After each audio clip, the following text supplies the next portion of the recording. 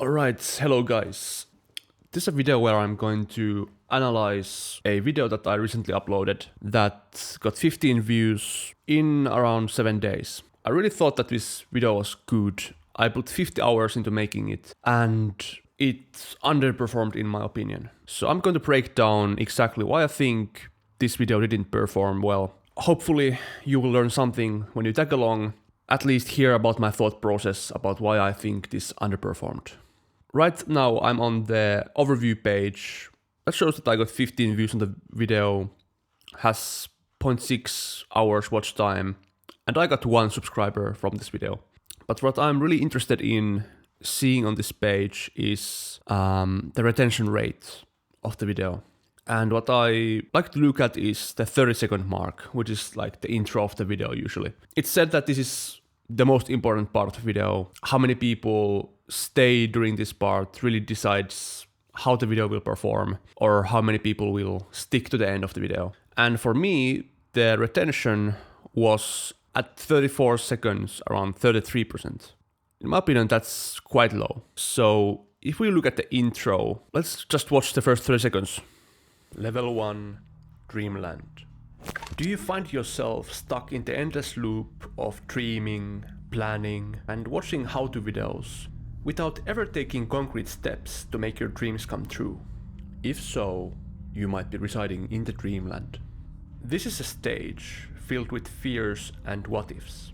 And it is a stage where nearly 80% of people reside. So my immediate thought right now is that this is speaking to people who never take concrete steps to make their dreams come true and people who just dream about taking action. But if you look at who this video is actually made for, the title is The 7 Levels of Content Creator.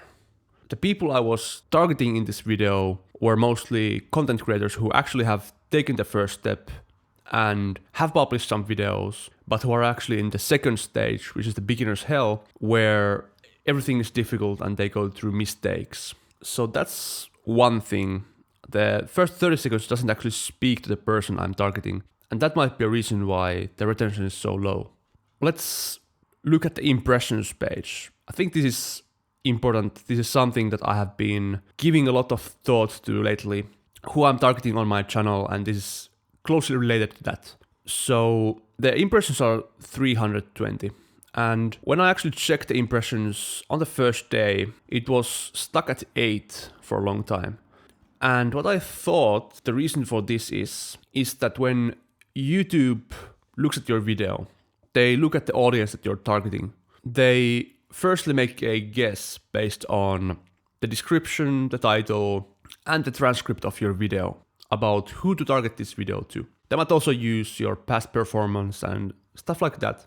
But in this case, the audience I'm targeting is essentially all content creators. And that's a huge audience. And what that also means is that in that audience, there's probably a lot of big players who have many views on their videos. They have millions of views, even millions of subscribers.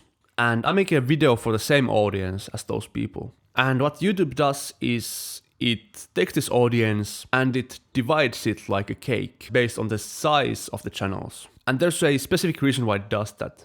It does this to keep the big players happy, first of all, because they have spent a lot of time investing to YouTube and there's no reason to sell them short. So YouTube is going to give channels priority based on their size. Now, me having 24 subscribers, as I'm speaking right now, YouTube is not probably going to give me a huge slice of that cake. And if it's a really competitive audience, such as all the content creators in the world, then the chances are that I'm going to get very low impressions in that target audience, just based on my size. And when YouTube actually looks at your audience before you even have any views, you have already lost the game if you're targeting a too broad audience.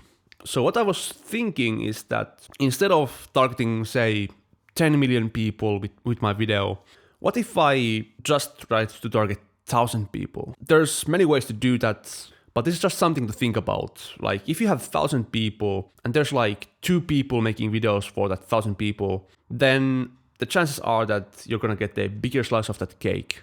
Now, it's clear to me that when it comes to retention of the video, most people just stopped watching around minute 30, and all of the rest of the views are basically from me and my close circle.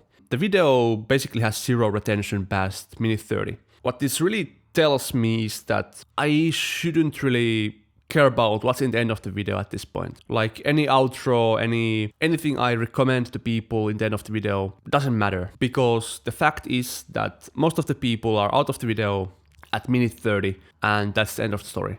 So what I should focus on is strictly the beginning of the video. Once people have clicked on my video, I should make sure that the first minute 30 are entertaining, and then see what happens after that in the next video.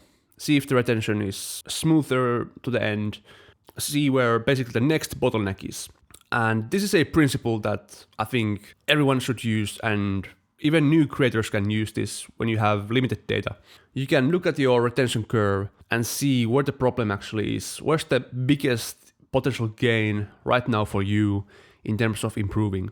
And for me, it seems to be in the first minute 30. But I think my biggest problem is not about the content, but it's actually about who I'm targeting with the videos. My biggest mistake for this video was to talk about something unrelated to the people I actually wanted to target in the first 30 seconds, which probably meant that the people who watched the video weren't my target audience, and it was unclear for the algorithm who to actually recommend the video to.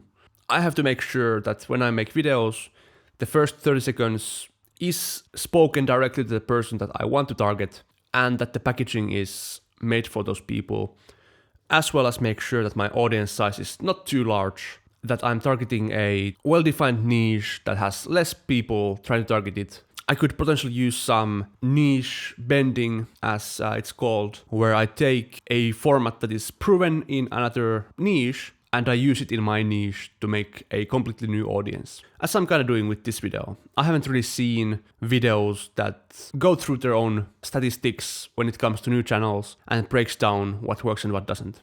And I think that's end of the analysis. If I missed something, make sure to leave a comment down below and subscribe to my channel, because I have dedicated this channel to help fellow new YouTubers reach 1,000 subs, and I do this by documenting and recording all my learnings and sharing them with you guys out there.